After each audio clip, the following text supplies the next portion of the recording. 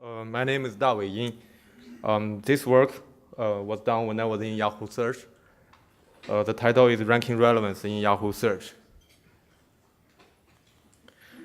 First of all, I have mentioned that in commercial search engine, we have to continue contributing to the ranking to keep the relevance to be updated. So unfortunately, starting from 2009, Yahoo stopped contributing to ranking. In 2013 winter,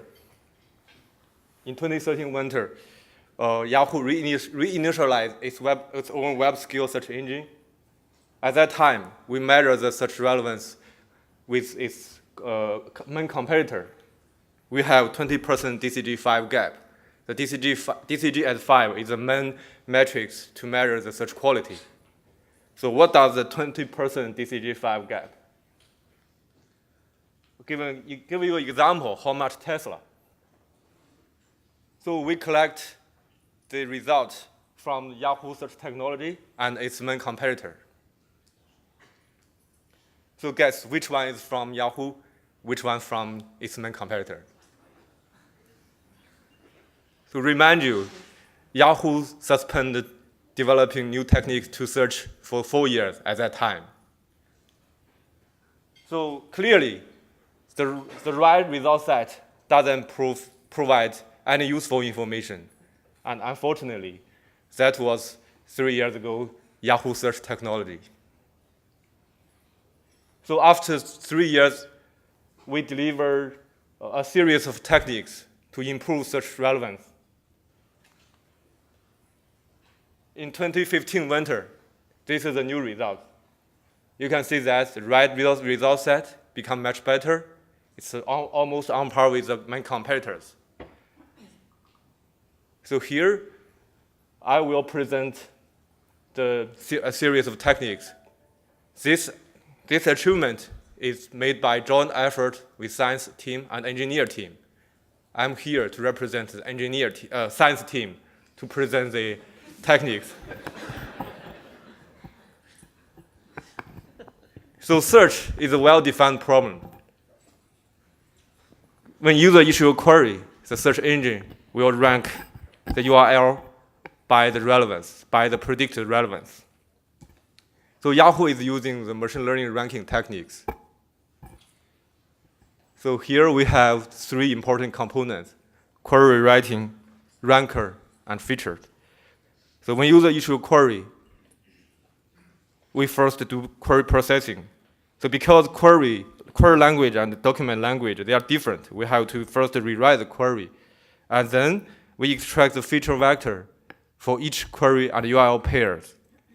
Finally, we feed the feature vector to the ranker. So I will go through the 3 components one by one. Now the first, ranker. So in ranker, we have 2 parts, the ranking and re-ranking. So in ranking, we also call it core ranking, which is a typical learning to rank on top of the whole corpus, see billions of URLs. And then we have the re-ranking. The re-ranking actually try to re-rank the top result of core ranking, fine-tune the result. For the ranking, we also call it core ranking, which is, in academia, we also call it a learning to rank, which is a well-explored problem. So there are tons of papers describe the problem and solutions. We here ask a question: is it enough that we just apply the existing method, or we still need innovative thinking? Of course, we first try to apply the existing method, but we found some problem, and then design a novel ranking strategy and ranking function. So here I will share the experience, which is very unique. One can only obtain from a real commercial search engine. Before I present the technique, for each query and URL pair, we have 5 grades: perfect, excellent, good, fair, and bad. This grade was given by the editors. It's human label for each query URL pair. So the GB rank is pairwise loss with gradient boosting regression trees. When we apply GB rank, we find a problem. In top position, for top result, there are always some bad result. We also call it an embarrassing result because it hurts user experience very much. When user issue query, if they find some bad result, they might switch search engine immediately. So why there is a bad result for GB rank, which conjects that because the GB rank treats every data point equal weight. It doesn't emphasize the identification between relevant and irrelevant result. We thought that search should be a binary classification problem first. We have to identify relevant and irrelevant results at first. And then we simplify the problem. We try to use logistic loss with gradient boosting regression trees. So in this loss, we treat perfect, excellent, and good as relevant, as positive sample, fair and bad as irrelevant and negative sample. We found that it can successfully remove the bad result, but meanwhile, it involves another issue. If we simply use logistic loss, we find that we cannot distinguish perfect, excellent, and good. So in this example, we find sometimes good rank higher than perfect. Excellent maybe rank higher than perfect. So our solution is that we put more weight on perfect, a little more weight on excellent. Because we are using gradient boosting, it's actually scaling the gradients for each regression trees, such that as a result, the perfect are ranked higher than the excellent, while excellent rank a little bit higher than good. We name this ranking function called logistic rank. It can improve DCG5 by 3%. Now that if we look into the top position, two findings. The first one, they are relatively clean results. There are almost no bad results because we do the classification first. A second finding is that there's still some room to make further improvement. We then have the contextual re-ranking. So in contextual re-ranking, because we apply that re-ranking on top of the relative cleaner result, we actually can using sophisticated loss function like lambda mart or GB rank. Because here we are safe. There's no bad result, luckily. And if we only focus on top result, say top 30 result, we actually can extract more information. We can extract meta feature. We call it feature of feature. For each feature, we can extract mean, variance, and rank for this feature. Then one feature will become 4-dimension feature. We then concatenate the original feature and the meta feature together, apply GB rank and all lambda mart again. We get another 0.6 improvement on DCG5. We call this method contextual re-ranking. So next, query rewriting. The query rewriting covers two topics. The first, machine translation. We use machine translation to do the query rewriting. And then the next part will be how can we leverage machine translation to do the ranking. So back to the example, how much Tesla? As a human being, we know when user issue a query, how much Tesla? User is asking the price of Tesla. But how about search engine? We can understand the query because we are using the same language. But search engine index billions of URLs. The URLs are written in document language. The query language and document language are different. So the query writing here plays a very important role to bridge the language gap between the query language and search engine language. So in our query writing, we have two phases, learning and decoding. When user issue a query, how much Tesla, we first do one-on-one map to translate the query to search engine language. We have a translation model, assume we have a translation model, then the model will map how much to price, Tesla to Tesla. So in learning phase, we actually built the translation model. We use clicked URL and query URL pairs to build this translation model.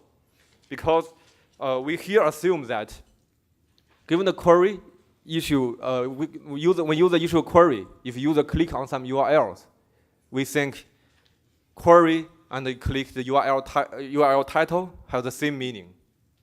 It's like the Chinese and English. Some sentence has the same meaning. Then we have parallel language. We extract this we extract all this parallel language from the click log. And then we apply the statistical machine translation. We can get this machine translation model. So in decoding, once we have translation model, user issue a query, the translation model will translate to the rewritten query, which search engine might understand. And then the rewritten query will be sent to the search engine. So now that we have an original query and a rewritten query, how can we do the ranking? So we have three options.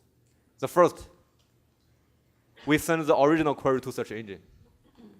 But it doesn't make any sense.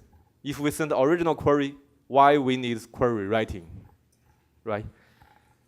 So the second option, we send a rewritten query. From the experiment, we found that if we directly send the rewritten query, the problem is that it will be very risky and dangerous. Because translation model sometimes may have some false positive. If some rewritten query actually change the query intent, if that happens, the result will be terrible because all the retrieved result will be irrelevant. That is definitely not what we want. So the solution is that we send the original query and the rewritten query together and simultaneously into search engine. We finally blending the result together. And this ranking strategy with machine translation, we get 3% improvement in terms of DCG5. And if we look into the details of the improvement, we find that on tail query, this ranking strategy coverage is 30% on the affected queries. We actually improved DCG5 almost 15%. That is a huge improvement in industry. So the last part will be the features.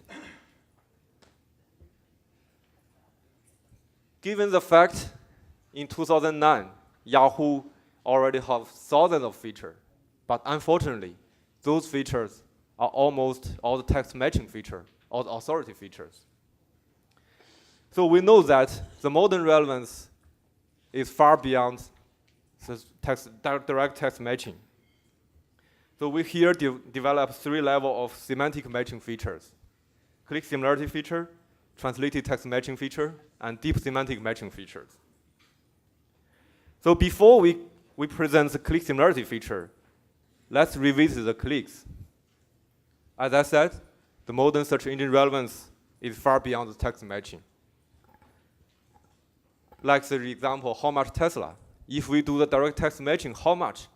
It doesn't make any sense because all the URLs which show the price of Tesla, there's no keyword how much, right? So here, the clicks, we think the clicks may provide more information than the text matching, especially for top query. For top query, if you just simply rank the URL based on the number of clicks, you actually can get a very excellent rankings. But the clicks has its own problem and weakness. At first, it is noisy and sparse, even not available on tail queries. So our semantic matching feature are actually extracted from the top query clicks information. The idea is that we extract the statistical patterns from the top query clicks. We then generalize these statistical patterns to tail query. The top query is a like high frequent query. The tail query is a very rare query, only occur one of the new queries. So the first semantic level of semantic matching feature, we call it click similarity feature. Given the clicked query and URL pairs, we actually can build the bypass graph. So each edge means the user, given their query and their click on the URLs, the numbers on the edge, the weight on the edge could be the number of clicks. So the right side URLs, the right side nodes represent URL. The left side nodes represent the queries. Remind you, the query and document are actually in different language. How can we bridge this language gap? The idea is that can we use the same size information to represent both query and URL? So for query, we have query terms. And then we propagate the query terms into the URLs. Now, we have query terms to represent both query and URLs. They are in the same space. But if we zoom into the query term vector, the query side vector, we find that it is also very sparse. Because for query, we only have several query terms. To remove the noisy and to overcome the sparseness issue, what we should do next? We actually can propagate the query terms back to the queries. And of course, we can do a smoother version. We propagate again. So far, we have a richer text representation for both query and URL. And note that they are in the same space. And then we can simply calculate the constant similarity to get the click similarity feature.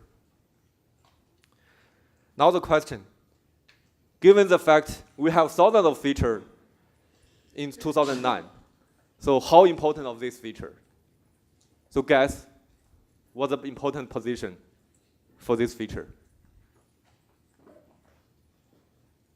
It is #1 feature.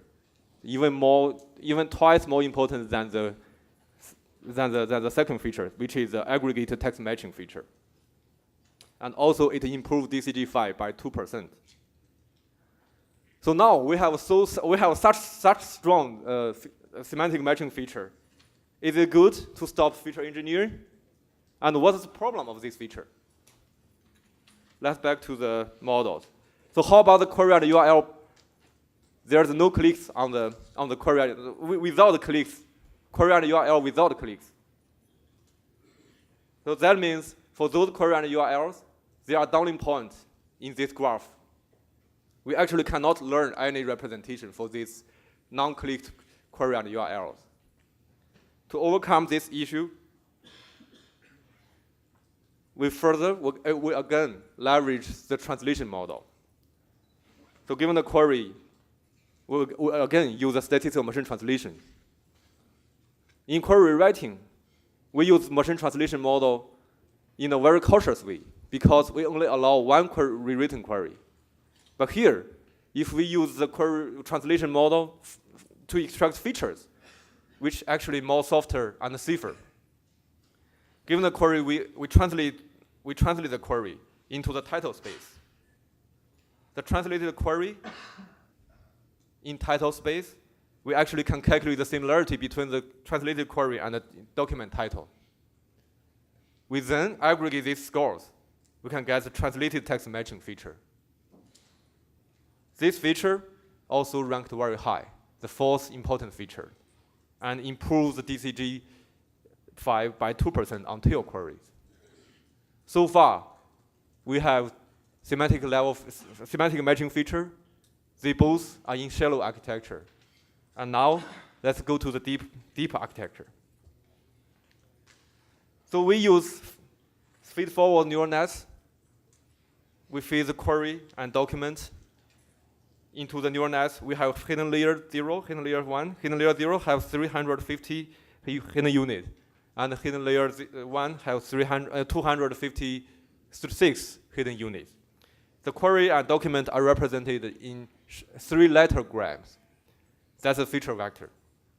After applying the deep neural nets, we get embedding for query and document. On top, we have list-wise loss function, which extracted from the clicks. We here use 1 year's click log, which almost 9 billion query and URL pairs to train the neural nets on the GPU cluster. And on runtime, the query embedding and the document embedding, we use cosine similarity to represent the deep semantic matching feature. And the deep learning feature also ranks very high, the second important feature, and improved DCG5 by 1% on tail queries. So far we have introduced 3 components: query writing, ranker, and feature. Again, this is the teamwork. So that's the end of talk.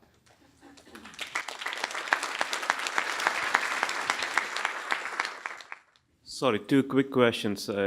You may have explained this, but the deep semantic matching features that you developed, was it basically just vector space embedding of query and results, or?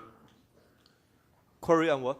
Sorry, the last feature that you just talked about, the deep semantic embedding, is that basically embedding query and click results into a vector space, but you did it using deep networks? Is that what you did, or? Embedding the query and document, the URLs. Is that what that was? Yeah. Okay. And the other question I had was when you talked about the logistic rank function. Okay. You went from logistic. You were talking about gradient boosted decision trees, and then you were talking about logistic loss. So is your logistic rank basically logistic loss with a gradient? Gradient scale. Okay. Scaling the gradient. Scale. Okay. All right. Thank you.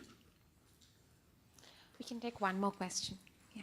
Yeah, I had a question about the weights you mentioned at the beginning of your presentation. So you mentioned that you try to put more weights on the perfect labels. Yes. So I'm wondering, like, for this weight, do you mean that more weights in the objective function associated with these labels, or like, is that what you mean by? Yes, exactly. Okay. So they are equivalent, but there are 2 kinds of weights. The first weight, you put the weight on loss function.